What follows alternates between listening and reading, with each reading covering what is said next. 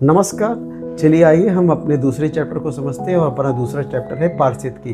पारिस्थितिकी क्या होता है? मैंने पिछले चैप्टर में बताया कि पर्यावरण क्या होता है। अब इस चैप्टर में पढ़ते हैं पारिस्थितिकी। पारिस्थितिकी का मतलब होता है यह वह विज्ञान है जो समस्त जीवों के भौतिक पर्यावरण के मध्य अंतः संबंधों का अध्ययन करते हैं। जैसे मान लीजिए एक मनुष्य है, वो क्या करता है, वो अपने आसपास की चीज़ों से प्रभावित होता है। जैसे वो पेड़ से प्रभावित होता है, पेड़ को कार्बन डाइऑक्साइड देता है और उससे ऑक्सीजन लेता है, तो इसके बीच अंतः संबंध बनता है। इन सारी चीज़ों का अध्ययन किया जाता है पारिस्थितिकी में। पारिस्थितिकी की बात करें तो पारिस्थितिकी को अंग्रेजी में हम लोग कहते हैं इकोलॉजी। इकोलॉजी जो है वो एक वर्ड से मिलकर बना है, जैसे ओकोलॉजी। ओकोलॉजी ग्रीक भाषा का शब्द है जो दो वर्डों से मिलकर बना है, ओइकस प्लस लोगस।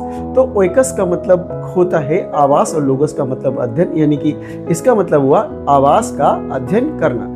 चलिए आइए अब हम इसके आगे और समझते हैं। अगर हम पूरे अपने पारिस्थितिकी की बात करें तो पारिस्थितिकी में क्या क्या आता है? पारिस्थितिकी में सबसे पहले आता है उत्पादक।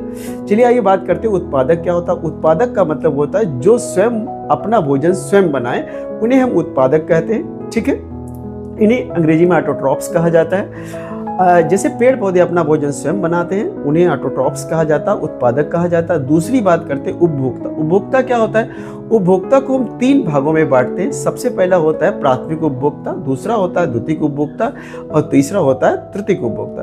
प्राथमिक उपभोक्ता किस पर आधारित रहते हैं? प्राथमिक उपभोक्ता का मतलब होता है जो शाकाहारी चीजों से अपना भोजन प्राप्त करें, उन्हें प्राथमिक उपभोक्ता कहते हैं। द्वितीयक उपभोक्ता क्या होते हैं? जो प्राथमिक उपभोक्ता को अपने आहार के रूप में लेते हैं, उन्हें द्वितीयक उपभोक्ता कहते हैं। तृतीयक उपभोक्ता क्या होते हैं? जो प्राथमिक और द्वितीयक उपभोक्ता को अपने आहार के रूप में लेते हैं, उन्हें हम लोग तृतीयक उपभोक्ता कहते हैं। तो चलते चलते पारिस्थितिकी का मतलब हुआ समस्त जीवों के भौतिक पर्यावरण के मध्य अंतः संबंधों का अध्ययन करने वाला विज्ञान।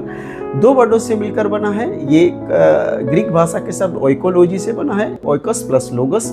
ओइकस का मतलब होता है आपका पृथ्वी और लोगस का मतलब पृथ्वी के आवास, और लोगस का मतलब होता है अध्ययन, यानी कि आवास का, किसी जीव के आवास का अध्ययन करना।